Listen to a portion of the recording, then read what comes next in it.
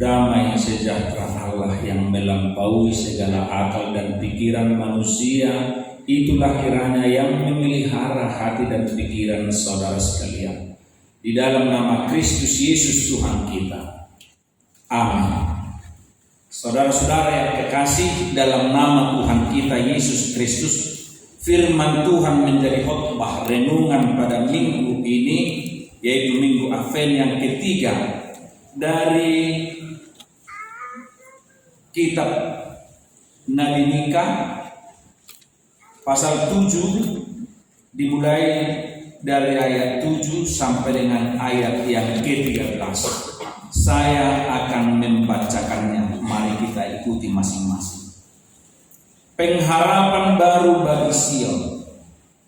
Tetapi aku ini akan menunggu-nunggu Tuhan, akan mengharapkan Allah yang menyelamatkan aku. Allahku akan mendengarkan aku. Janganlah bersukacita atas aku, hai musuhku. Sekalipun aku jatuh, aku akan bangun pula. Sekalipun aku duduk dalam gelap, Tuhan akan menjadi terangku.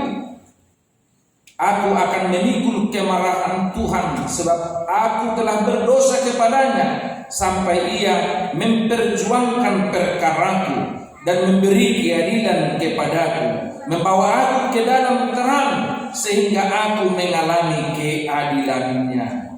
Musuhku akan melihatnya, dan dengan malu ia akan menutupi mukanya. Dia yang berkata kepadaku, di mana Tuhan Allahmu? Mataku akan memandangi dia. Sekarang ia diinjak-injak seperti lumpur di jalan. Akan datang suatu hari bahwa pagar tembokmu akan dibangun kembali. Pada hari itulah perbatasanmu akan diperluas. Pada hari itu orang akan menghadap engkau dari Asyur sampai Mesir, dari Mesir sampai Sungai Efrat, dari laut ke laut, dari gunung ke gunung. Tetapi bumi akan menjadi tandus oleh karena penduduknya, sebagai akibat perbuatan mereka. Demikian firman Tuhan. Saudara-saudara yang kekasih dalam nama Tuhan kita Yesus Kristus, topik mingguan kita adalah berharap kepada Allah yang menyelamatkan. Berharap kepada Allah. Saudara-saudara, mengapa berharap kepada Allah? Di tengah kemerosotan akhlak, kalau kita membaca pasal 7 itu mulai dari ayat 1, ya, yang membawa Alkitab bisa dibuka Alkitabnya, ya. Di sana dijelaskan sebelum khotbah ini adalah kemerosotan akhlak Israel, kemerosotan akhlak mereka. Beberapa ayat menjelaskan kemerosotan itu. Ayat 2, orang saleh sudah hilang dari negeri itu, dan tiada lagi orang jujur. Ayat 3, tangan mereka sudah cekatan berbuat jahat, sudah cekatan, ngalancam berbuat jahat. Pemuka menuntut, hakim dapat disuap, pembesar memberi putusan sekehendaknya, dan hukum mereka putar balikan, dan seterusnya dan seterusnya. Disimpulkan penulis dalam pasal ini kemerosotan akhlak umat ini, melawan Tuhan, tidak peduli hukum dan segala sesuatunya. Maka di tengah kemerosotan yang seperti itu, Nabi Mika menyampaikan, walaupun di tengah kegelapan, walaupun dihempaskan kebenaran nampaknya, tetapi ingat, kita harus tetap berharap kepada Tuhan. Hanya Dia yang dapat menyelamatkan. Pertanyaan yang saya katakan tadi, mengapa berharap kepada Tuhan? Karena manusia yang dikatakan tadi sudah merosot. Kalau kita baca kembali, saya tadi harus membaca juga ayat 5 pasal 7. Janganlah percaya kepada teman, janganlah mengandalkan diri kepada kawanmu. Jagalah pintu mulutmu terhadap perempuan yang berbaring di pangkuanmu. Perempuan yang berbaring di pangkuanmu artinya istrimu. Sebab anak laki-laki menghina ayahnya, anak perempuan bangkit melawan ibunya, menantu perempuan melawan ibu mertuanya. Musuh orang ialah orang-orang seisi rumahnya. Inilah menggambarkan kemerosotan itu. Dan posteroha di inakta, dan posteroha nyalakta, di inakta dia makta. Pamain mengalu sinatuana. Anak laki-laki menghina ayahnya. Itu yang terjadi akibat kemerosotan akhlak itu. Di tengah-tengah yang seperti itu, Mika mengatakan, berharaplah kepada Tuhan. Dia mengatakan ayat ini, tetapi aku ini akan menunggu Tuhan.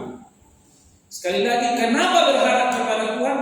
Karena di tengah apapun yang terjadi, rancangan Tuhan tetap yang terbaik bagi manusia. Walaupun manusia dalam dirinya sebenarnya sudah merencanakan yang jahat bagi dirinya, tetapi bagi Tuhan tidak. Orang sudah mau bunuh diri, tetapi Tuhan menghentikan itu. Manusia sudah rencana jahat akan dirinya, tetapi Tuhan tidak. Itulah maka kita berharap hanya kepada Tuhan, karena kesempurnaan itu ada pada Dia, dan Dia sendiri lebih kasihan sebenarnya, lebih peduli keadaan Tuhan itu kepada diri seseorang daripada dirinya sendiri. Karena rancangan sejak awal tentang dirimu dan tentang dunia adalah rancangan yang baik dari Tuhan. Dan bisa kami debata sakap nasoringgan na waktu portibion. Nampe par portibion nunga nang manegai hasil yang do portibion. Nunga jol menang manegai dirinya, tetapi Allah tidak mau. Tuhan itu merancang rancangannya tanpa tergantung kepada rancangan dunia. Maka kita disampaikan lewat nubuatan, lewat suara Nabi ini, ya, berharap dan menanti Tuhan yang menolong. Kenapa berharap kepada Tuhan? Karena rancangan Tuhan walaupun berabad-abad. Jadi sekali lagi untuk mengerti firman Tuhan, jangan paksakan dan jangan pakai waktumu terhadap waktu Tuhan. Ya, karena waktu Tuhan itu sungguh berbeda dengan waktu. Kalau manusia naik ke sono atau cawirinda, di sini pangan isi bedas. Bagi Tuhan, rancangan tentang kelahiran Yesus sudah berabad-abad. Jadi bisa saya selalu hubungkan dengan yang tertulis di kitab Petrus ini. Di kitab Petrus kan dikatakan, dan sanggup patik kini jol madotik kini di mana. Waktu Petrus, manusia pada zaman itu selalu berpikir, di mana kebangkitan itu? Ini hari ini sorong naik. Ini naruh panik. Namanya karena toko ini sorong naik. Para nabi juga sudah mati sudah ada bangkit. Demikian pada masa itu maka Petrus mengatakan, apa dikatakan? Jangan samakan waktumu dengan waktu Tuhan. Satu hari bagi manusia sama dengan 1000 tahun. 1000 tahun sama dengan satu hari. Artinya tidak sama. Jadi perjalanan di Portidur saya rasa 10 meter sebenarnya. Di 10 meter itu perjalanan berabad-abad sampai akhir sana. Kira-kira seperti itu. Tapi kita memikiri meribu kilometer di sekitaran itu dia. Maka rancangan Tuhan itu walau berabad-abad dipastikan tidak tergantikan. Dan itu yang diingatkan bagi kita ketika mendekat dengan Natal dan nubuatan tentang Kristus. Dua yang mau saya sampaikan. Mika menuliskan tentang kelahiran Kristus. Idok sini kalau di surat di minggu 5 di ayat 1. Nah itu turun si balua di huta Bethlehem Efrata. Berabad-abad itu sebelum Yesus lahir, bukan berpuluh-puluh tahun. Berabad-abad. Mika sudah mati, yang mendengarkan nubuatan sudah mati. Tempat itu juga saya kurang tahu di mana dia menubuatkan itu. Tetapi ingat, percis beberapa abad kemudian Yesus lahir di tempat yang percis dikatakan oleh Mika. Tidak diganti. Di Bethlehem, yes, di Bethlehem. Di desa lagi yang bernama Efrata, yes. di Bethlehem Efrata dan diganti. Itulah berabad-abad. Itu artinya saya katakan tadi, herasan garis seperti kiano di dewata. Idok simika pengalihnya, memang jadi sudah nggak selesai zamannya benar terjadi dan dilulantahkan Efrata dan gabe di tertanam Efrata di situ ibadah. Maka didesain semua kelahiran Kristus ikon adon sensus pada waktu Maria hamil mengandung Yesus datang sensus ikon muda tuh bonani pinasana ku asalna dengan sensus itu maka siapa yang mengajar tentang sensus itu? Jadi itu sudah didesain oleh Tuhan semua dan berjalan dan tidak ada penginapan dan akhirnya benar. Semua itu untuk mewujudkan nubuatan yang disampaikan para nabi. Satu. Yang kedua, masih banyak lagi. Hanya dua yang saya sampaikan. Membuktikan bahwa perjalanan dunia ini walau berabad-abad tidak seturut dengan waktu kita, tetapi Tuhan dipastikan tidak akan tergantikan.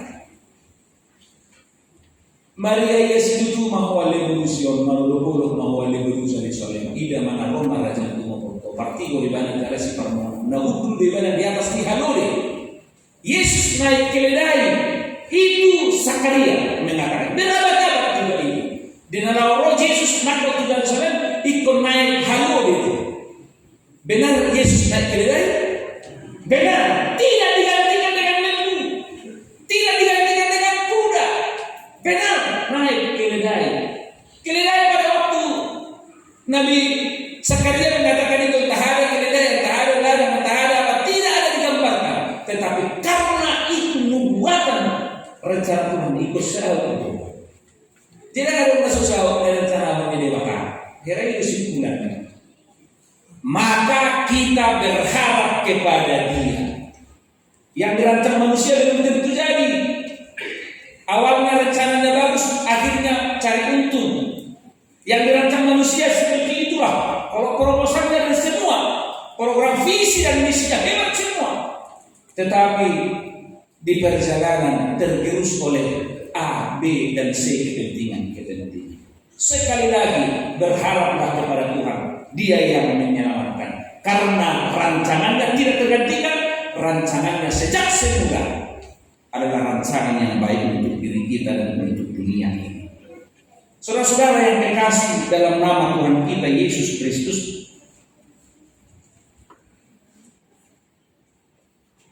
ketika bertemu dengan Advent, ini Advent ketiga, selalu ada tiga yang harus diingat. Advent artinya apa? Menanti, paimaho, menawang, menantikan.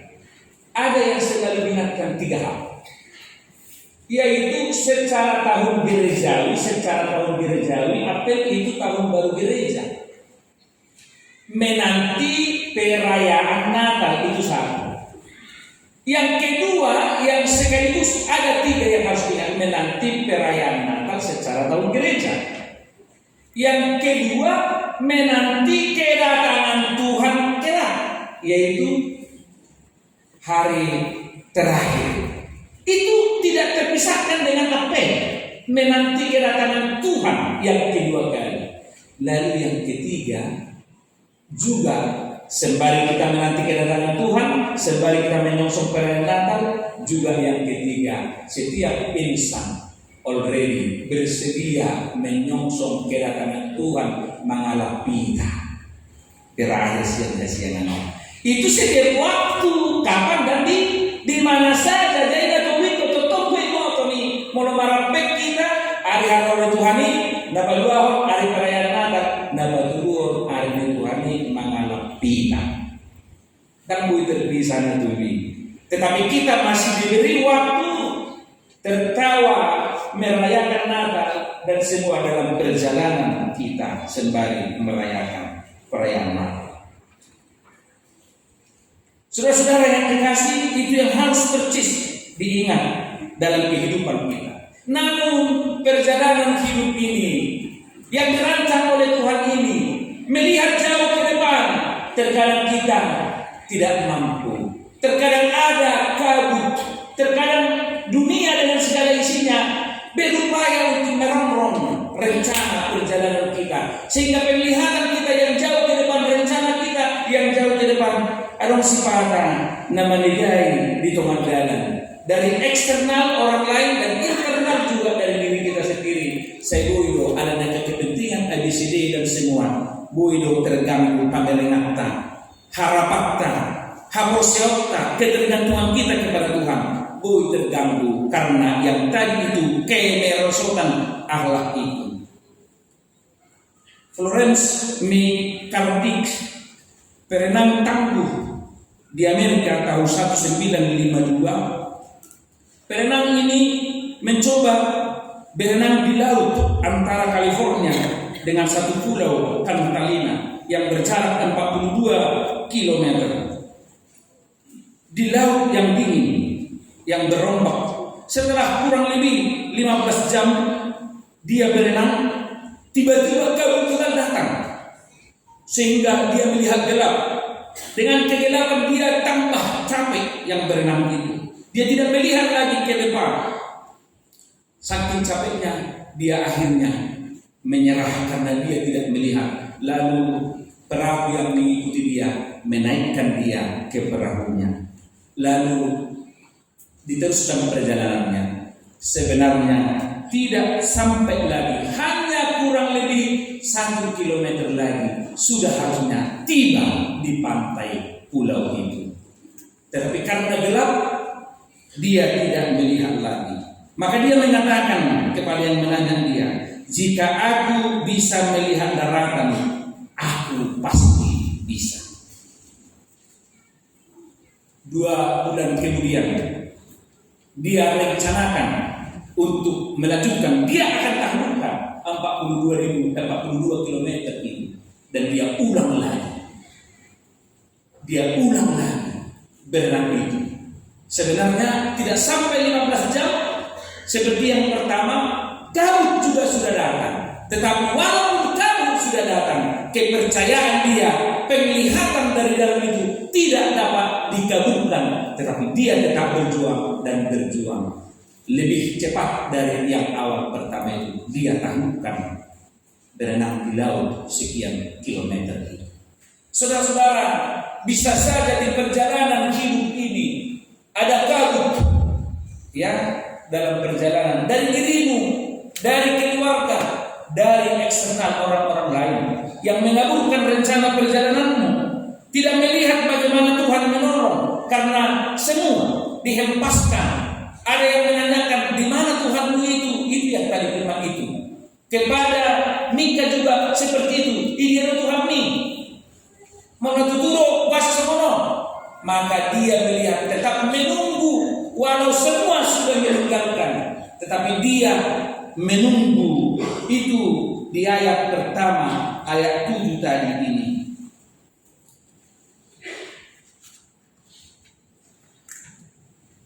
Tetapi di perjalanan itu semua kita ada yang mengganggu. Saya katakan tadi ada kabut yang bisa mematahkan semangat seperti penerangan tadi Florence itu. Tapi dia ulang lagi seperti yang dikatakan, jika saya jatuh, itu tadi yang dikatakan, lalu aku akan bangkit lagi.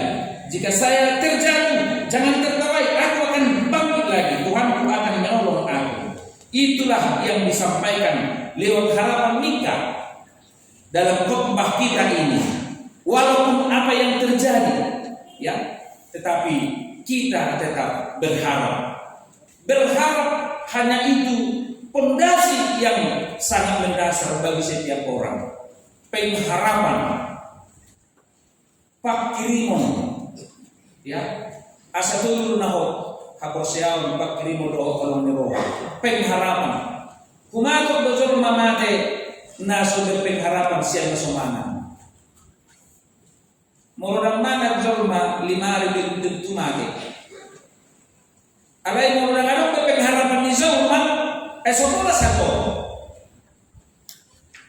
Dak pola satu. Sabar mah beda. Inna rabbani sabar mah. Udah naik pamulim na burju. songoneda ngagula berbeda bolongin na. Ada orang isi pajaga-jaga ini dambe. Unang binukog itu ang ngagula berbeda portibyon. Daun ka rumati na sumoni siya kesomangan. Itu maka berpengharapan jangan sampai habis pengharapan, harus hidup dalam pengharapan. Jika kamu sakit, berdoa, berharap kepada Tuhan. Lewat obatmu Tuhan memberkati. Besok kamu sembuh. Amin. Jika kamu miskin, jangan berpasrah diri. Bekerja dan doakan apa yang kamu kerjakan. Kerjakan apa yang kamu doakan. Tuhan memberkati. Hari ini kamu miskin, anakmu bisa menjadi kaya. Amin. Hidup dalam pengharapan. Bila kamu hari ini tinggal kelas, kamu bodoh, nilaimu merah, jangan berputus asa. Hidup dalam pengharapan. Besok dan belajar, nilaimu akan bangkit. Kamu menjadi juara di kelas. Amin. Jika hari ini gagal, tetaplah melangkah. Mau sholat kita jualan orang tuari, sebelum sholat orang jualan. Martanya aku lama berjualan musik, suruh gabelah aku berjualan di gabelah semarang. Amin. Hiduplah dalam pengharapan. Orang mago pengharapan tak sirnama sudi. Bohimpe dan barwama. Gali-gali mau. Nampai kabui kadanglah kuleho. Ibera ko anak ko mudah semangat leho. Dong akan asini. Tapi bila ada semangat, bila ada lagi pengharapan. Apa saya mana tinau sono dope. Boleh behohi bantu bukan aku itu bumi. Iya, tidak apa-apa. Banyak yang saya kenal dari dulu. Saya lebih bodoh dari kamu. Sudah luar biasa dia. Karena dia sungguh-sungguh bangkit, belajar dan belajar. Berharaplah, hiduplah dalam pengharapan. Suatu sangat sirna pengharapan muna tumanangi sepe. Olah sirna ini sehat jandoho gabentor masalah. Doa tak kalah nasi. Alami itu mengganggu molo dan bersiap. Gudang dojong mamake dan alami sahihna. Alai alami pikiran na tentang sahihna. Maka tayo ketiga dokter kesomoni. Maka dokter mengatakan ketika kamu mau periksa general check, ikut bersiap kono aman. Pikiranmu doho hati doho jiwa laho nanti hasilnya. Jadi itu benar HP bilang, ayah udah saya mau cek kawin dulu kan? Ayah biar mana membikin sahih na HP salah nih. Tung mencari morat sudah tertolong be baru sudah doakan hasil ICU doho sudah kan? Kalau pemahaman menurut dia memperditain lah. Baiklah, wan mau na. Dipikir ulun dia apa mati musik mati ini. Menurut dia mati ini. Saya apa mati dia. Pengharapan itu pondasi orang beriman. Hidup dalam pengharapan. Hidup yang mendapat Tuhan berharap akan kasih Tuhan. Walaupun dia sudah gelap, tetapi berharap Tuhan memperbaiki pikiran orang-orang jahat. Hakim yang tadi di pasal yang di ayat sebelumnya, kiranya Tuhan menggerakkan hatinya. Pemimpin-pemimpin kita doakan dan tidak cukup didoakan. Akhir-akhir ini kan sudah berdemonstrasi atau unjuk rasa. Jadi lurus semua pemahaman itu kita. Ayo pendeta, paspor, urusnya ini kan, masalah politik. Tapi tidak orang politik. Berpolitik praktis menasului. Dia main kuriau dari partai. Kalau saya respect ke belakang, di mana ada nabi yang tidak menegur raja? Bertemu. Mau dituduh untuk kamu kejaminkan. Nabi semua melihat raja bersalah tegur. Nabi nakal ke Daud. Daud ini ibarat perumpamaan. Semua raja-raja itu diperingati oleh Nabi. Tetapi ada Nabi yang aman, Nabi istana, Nabi Basur, Hanaya. Amat boleh raja Nabi, amat boleh Nabi aman.